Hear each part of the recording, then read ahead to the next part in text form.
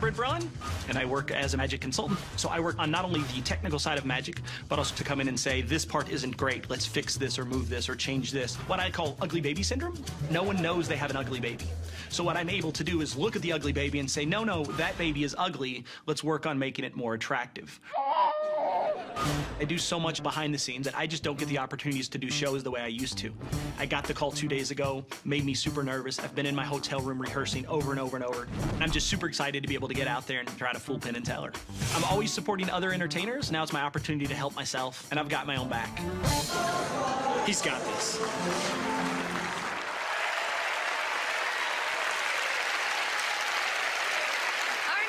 Magician met his wife in a magic shop, making him the first person to successfully get a date in a magic shop. Please welcome Brent Braun.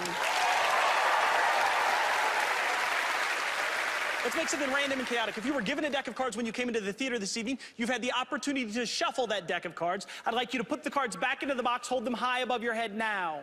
On the count of 3, I'm gonna have everyone toss the cards at me on the count of 3, sir, not yet. On the count of 3, just toss them at me. 1, 2, 3.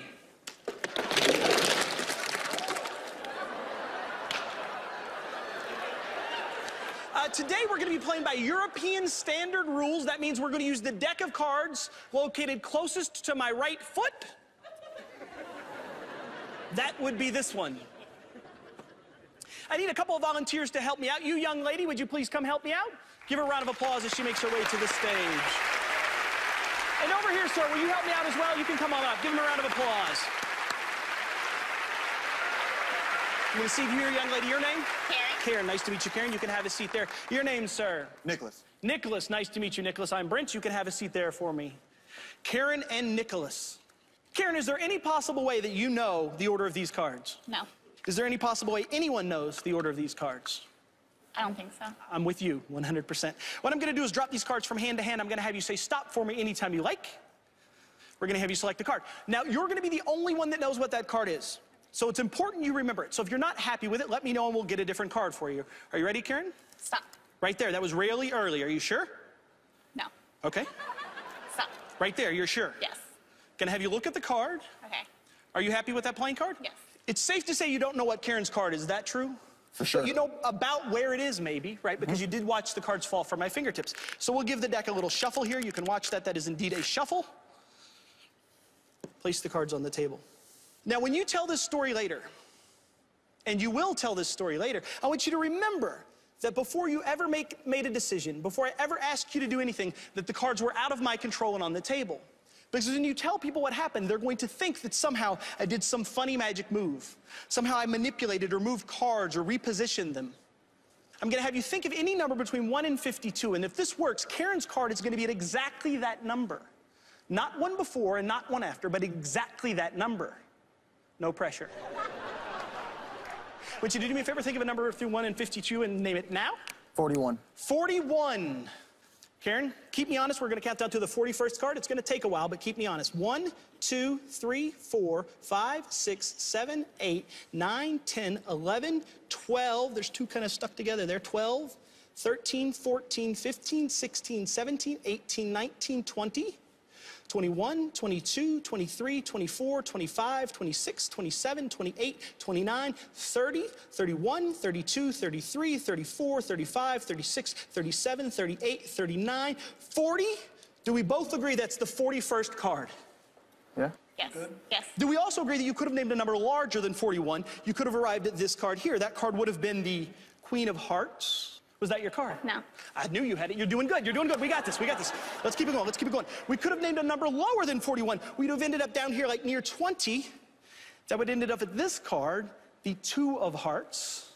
Not your card. No. He's on it. He's got it. He's got it. Could have named a card all the way up here near the top. I don't know what this is, 5 or 6, somewhere around in there. That would have been the 8 of Diamonds. Again, not your card. The interesting thing, you could have named any number and gotten any of these other cards. Do you see your card in there anywhere? No. Could have named any of these numbers and arrived at any of these cards. Just quickly, do you see your card anywhere in there? No. Now, if you ask a mathematician what the odds were of this being Karen's card, they would tell you it's 1 in 52. But for a young boy that grew up in Henryville, Indiana, here with the great Penn and Teller in this amazing studio with you amazing audience members, I would say it's once in a lifetime. Karen, for the first time, what's your card? 3 of hearts. Now, we could just let it remain a mystery. I could walk away. You guys could just believe that Karen and this gentleman, I forgot your name, I apologize, were able to create a miracle. Or we could show it to you. It's up to you all. What was the card, Karen? 3 of hearts. Ladies and gentlemen, the 3 of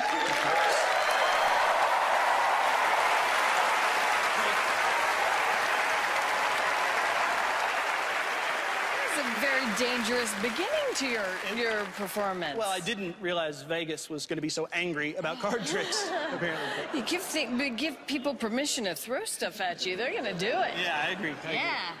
I love that you met your wife at a magic shop. I did. And then it sort of gave me an epiphany of, like, if you're a single woman and you're looking for a man, there must be a lot of single dudes at magic shops. They're all single.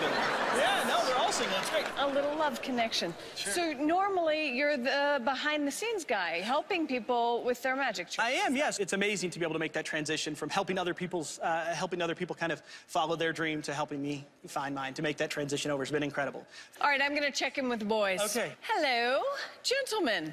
What you did here, Brent, you started out with a really burlesque-y, goofy premise of having people throw cards at you, which I want you to know is more dangerous than you may think. So I'm just telling you, you do this a lot of times, some of the rough places we played, some of the audiences that haven't liked us, you're going to lose teeth, sir. You're going to lose teeth.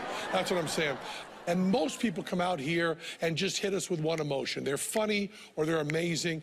And you started out with one of the funniest, most interesting images we've seen.